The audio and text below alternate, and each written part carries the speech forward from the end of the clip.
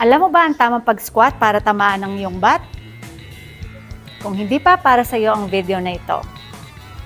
So, stand a little bit wider than shoulder width apart.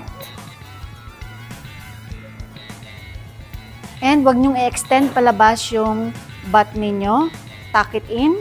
Engage your core. Slowly go down.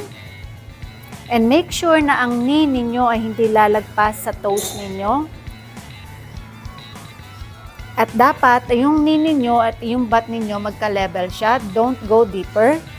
At isang technique na kailangan nyo malaman lahat ng weight ninyo, dalhin ninyo sa heels ninyo. Press against the floor and go up.